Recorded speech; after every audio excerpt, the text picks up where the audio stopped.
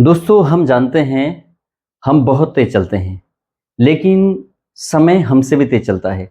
इसलिए हम बहुत ज़्यादा समय वेस्ट ना करते हुए सीधा टॉपिक पे बात करते हैं। हम पढ़ रहे हैं अग्निवीर में जो महत्वपूर्ण प्रश्न पूछे जाते हैं, 15 प्रश्न 30 नंबरों के, उसमें से बायोलॉजी और केमिस्ट्री की वीडियो अपन डाल चुके हैं। आप नीचे वीडियो में जाकर जो है देख सकते हैं। और आज हम बात करेंगे अग्निवीर में साइंस में जो फिजिक्स का पोर्शन आता है, उसमें महत्वपूर्ण क्या प्रश्न हो सकते हैं और उनसे जुड़े हुए कैसे कैसे प्रश्न आ सकते हैं, उनकी यहाँ पर चर्चा करेंगे। तो सबसे पहला प्रश्न है, भौतिक विज्ञान के जनक कौन है? भौतिक ज्ञान के जनक हैं, यानी कि फादर ऑफ फिजिक्स या फिजिकल साइंस। तो फादर ऑफ फिजिकल साइंस कौन है? याद रखिए, हम यहाँ पर याद रखेंगे sir Isaac Newton. Sir Isaac Newton को, जी हाँ, सर आइजैक न्यूटन भौतिक ज्ञान के जनक हैं। वैसे भौतिक ज्ञान के अगर आधुनिक जनक पूछे तो हमारा आंसर होगा अल्बर्ट आइंस्टीन। क्या आंसर होगा? Albert Einstein. अल्बर्ट आइंस्टीन को आधुनिक भौतिक ज्ञान का जनक कहा गया है, जबकि भौतिक ज्ञान का जनक किससे कहा गया है? सर आइजैक न्यूटन को। और सर आइजैक न्यूटन वही है जिन्होंने गति के 3 नियम दिए, प्रथम नियम, द्वितीय नियम, तृतीय नियम, जिन्होंने गुरुत्वाकर्षण बल या ग्रेविटी का जो है खोज जिन्होंने की, वो है आइजैक न्यूटन। ठीक है, ये हो गया। इसके अलावा दोस्तों अगला प्रश्न है, पदार्थ की पांचवी अवस्था कौन सी है? पदार्थ की देखिए 5 अवस्थाएं हैं, ठोस, द्रव, गैस। 3 अवस्था तो हम जनरली पढ़ते ही हैं। पदार्थ की जो चौथी अवस्था है उसका नाम है, फोर्थ जो अवस्था है उसका नाम है प्लाज्मा। क्या नाम है? प्लाज्मा। और प्लाज्मा कहाँ पर पाई जाती है? तारे हैं, सूर्य हैं, उनके अंदर जो अवस्था पाई जाती है पदार्थ की, वो प्लाज्मा होती है। ठीक है, अगर हम बात करें पदार्थ की पांचवी अवस्था की, तो पदार्थ की पांचवी अवस्था का नाम है बीईसी। क्या नाम है? बीईसी। और इसका जो पूरा नाम है, विस्तारित नाम है, वो है बॉस आइंस्टीन कंडेंसेट। क्या नाम है? Boss Einstein condensate. ये पदार्थ की पांचवी अवस्था का नाम है। तो इसमें सत्येंद्रनाथ बोस और अल्बर्ट आइंस्टीन दोनों ने मिलकर के इस अवस्था के बारे में खोज की, आविष्कार किया। ठीक है, इसके अलावा परम शून्य ताप का मान क्या है? देखिए, तापमान से 2-3 तरह के प्रश्न आपके आ सकते हैं। तापमान से सीधा सा प्रश्न तो यही आ जाता है, सामान्यतः कई बार ये पूछा गया है और हमें याद होना चाहिए, आपसे पूछे कि हमारे शरीर का तापमान क्या है। अब हमारे शरीर के तापमान को हम क्या है, जनरली हम ये याद कर लेते हैं 37 डिग्री सेल्सियस, लेकिन तीनों में याद करना है। डिग्री सेल्सियस में 36.9 या 37 डिग्री सेल्सियस। सेकंड फ़ारेनहाइट में अगर करना है तो 98.4 डिग्री फ़ारेनहाइट।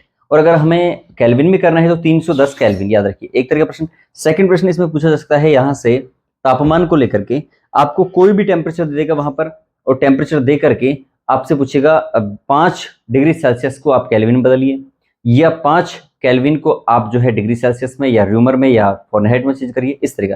और तीसरे प्रकार का प्रश्न यहाँ से पूछ लिया, परम शून्य ताप का मान क्या है?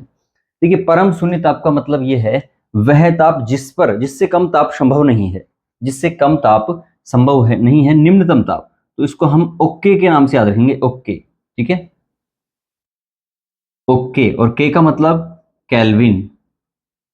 और अगर इसको हम देखें सेल्सियस में तो ये हो जाएगा -273.15 डिग्री सेल्सियस। ये क्या है? ये 0 केल्विन। ठीक है, 0 केल्विन हम इसको कह सकते हैं। इसके अलावा देखिए नेक्स्ट, किस बिंदु पर सेल्सियस व फ़ारेनहाइट ताप समान हो जाते हैं? यानी कि वह पाठ्यांक कौन सा है जिसपे सेल्सियस और केल्विन और फ़ारेनहाइट, सॉरी, सेल्सियस व फ़ारेनहाइट दोनों ही ताप समान हो जाते हैं? तो ये जो बिंदु है वो है -40 डिग्री। -40 डिग्री पर आपका डिग्री फ़ारेनहाइट, और दूसरा कौन सा है? केल्विन। फ़ारेनहाइट और डिग्री सेल्सियस, ये दोनों ही ताप कैसे हो जाते हैं? समान हो जाते हैं। यानी फ़ारेनहाइट और डिग्री सेल्सियस दोनों ताप किस बिंदु पर समान हो जाते हैं? तो 40 -40 डिग्री पर दोनों समान हो जाते हैं। अगला प्रश्न है, एक अश्वशक्ति में कितने वोट होते हैं? एक अश्वशक्ति, HP यानी कि हॉर्स पावर।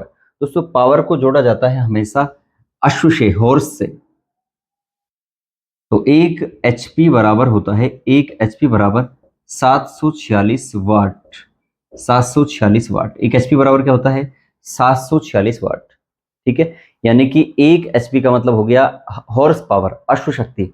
और घोड़े को हमेशा जोड़ा जाता है शक्ति के साथ में, क्योंकि आपको पता है दोस्तों, घोड़ा एक ऐसा जानवर है, अगर आप उसको 10 किलोमीटर भी लेके जाओगे ना, तो 10 किलोमीटर जाने के बाद में और पुनः 10 किलोमीटर आने के बाद में भी वो जो है एक तरह से आराम नहीं करता, उसको आराम करने के लिए भी दौड़ना पड़ता है हल्का हल्का। इसलिए आप जब भी जो घोड़ा पालने वाले होते हैं वो जानते हैं इस बात को कि घोड़े को जब वो दूर से कहीं से लेके आते हैं तो उसको बांधते नहीं, हमेशा खुला छोड़ देते ताकि थोड़ा घूमता रहे। अगर उसको तुरंत बांध दिया तो वो बीमार हो जाता है। तो ये है अश्व शक्ति, इसलिए घोड़े को शक्ति से हमेशा जोड़कर देखा जाता है। दूसरा है इसमें नेक्स्ट प्रश्न, इसमें ध्वनि प्रबलता का मात्रक क्या है। ध्वनि को लेकर भी ध्वनि प्रबलता का मात्रक यहाँ से आ गया, या ध्वनि की चाल के लेकर के प्रश्न आ गया, सबसे ज्यादा ध्वनि की चाल किसमें होती है, आपको ऑप्शन दे दिया वहां पर अलग अलग, तो वो प्रश्न यहाँ से पूछे जा सकते हैं।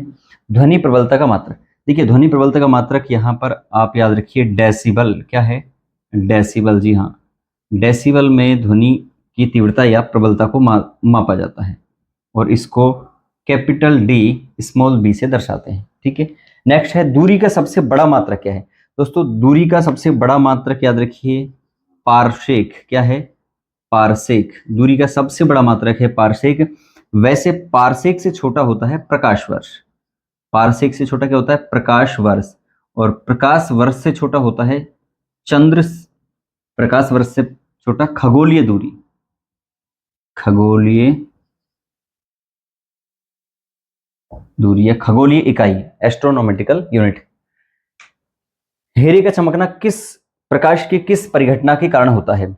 चाहे हीरे के चमकना की बात हो, या मृग मरीचिका की घटना की बात हो, मृग तृष्णा की हो, या किसी जल में पड़ी प्रणाली का चमकना हो, ये सारे उदाहरण किसके हैं? ये हैं प्रकाश के पूर्ण आंतरिक परावर्तन। पूर्ण आंतरिक परावर्तन, जब प्रकाश पूरी की पूरी तरह से प्रकाश जो है वो परावर्तित हो जाता है किसी भी माध्यम से टकरा करके, तो उसे पूर्ण आंतरिक परावर्तन हम कहते हैं। ठीक है, इसके अलावा लेंस की क्षमता का मात्रक, तो सीधा याद रखिए इसका लेंस की क्षमता होती है डायोप्टर। क्या होती है? डायोप्टर, लेंस की क्षमता डायोप्टर, और इससे कैपिटल डी से इसको दर्शाते हैं। ये लेंस की क्षमता है। अलग अलग विद्युत फ्यूज की क्षमता किस में मापी जाती है? दोस्तों विद्युत जो फ्यूज है उसकी क्षमता मापी जाती है एम्पियर में। एक तो सवाल ये आप अच्छे से याद रखिए, एम्पियर यानी कैपिटल ए। आद्रे मैरी नामक एम्पियर के नाम पे इसका नाम रखा गया एम्पियर। और एम्पियर क्या है? ये विद्युत फ्यूज की क्षमता एम्पियर में मापी जाती है। वैसे विद्युत धारा की जो क्षमता है वो भी किस में मापी जाती है? वो भी एम्पियर में मापी जाती है। इसके अलावा दोस्तों ये याद रखिए विद्युत फ्यूज जो है उसमें आपको एक पॉइंट और याद रखना है, कई बार प्रश्न आ जाता है कि विद्युत फ्यूज की प्रकृति किस तरह की होती है। तो विद्युत फ्यूज का जो गलनांक होता है, गलनांक तो होता है निम्न। कैसा होता है? निम्न गलनांक। और इसका जो प्रतिरोध होता है, प्रतिरोध वो होता है उच्च। प्रतिरोध का मतलब होता है धारा को रोकने का जो गुण है वो तो होता है उच्च।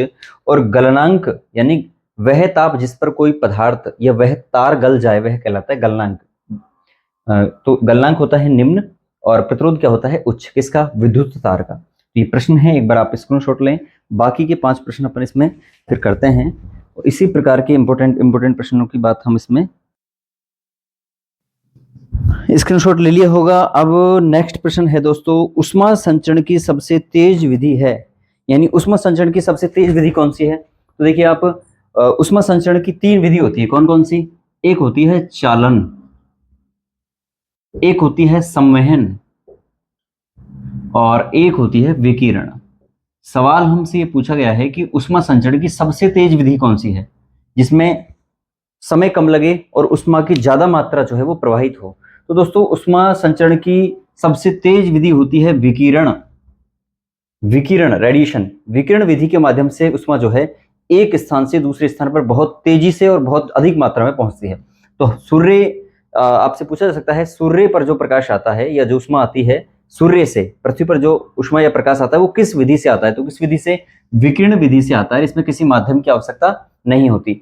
जबकि चालन ठोस पदार्थों में होता है और संवहन द्रव पदार्थों में ऊष्मा संचरण होता है। ठीक है, नेक्स्ट प्रश्न है ध्वनि की चाल प्रबलतम होती है। ये सवाल डिपेंड करता है ऑप्शन में हमें क्या दिया गया है।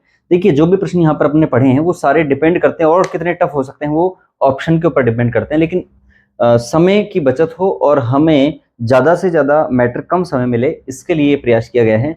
बाकी आप याद रखिए ध्वनि की चाल प्रबलतम होती है। ध्वनि की चाल, अब आपको देखो ठोस पदार्थों में हमेशा ध्वनि सबसे तेज गति से ट्रेवल करती है, उससे कम वो होता है द्रव पदार्थों में, और सबसे कम होती है गैस में।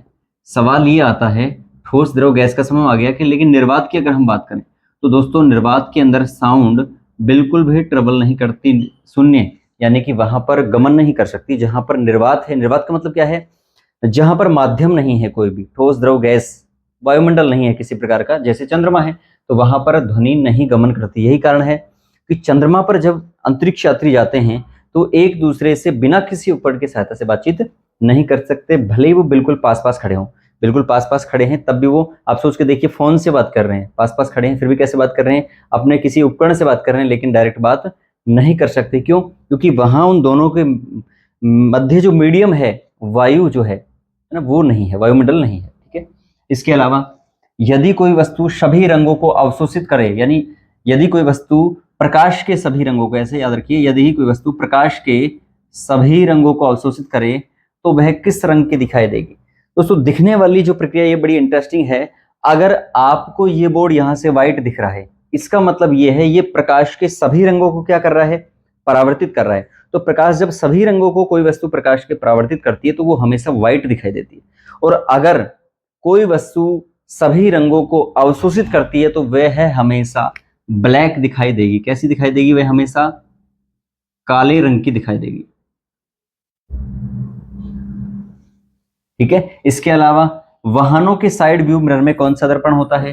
तो वाहनों के साइड मिरर में उत्तल दर्पण का प्रयोग किया जाता है। उत्तल दर्पण, नॉट उत्तल लेंस, उत्तल लेंस की बात नहीं हो रही, उत्तल दर्पण का उपयोग होता है वाहनों के साइड व्यू मिरर के रूप में। ठीक है, पीछे देखने के लिए।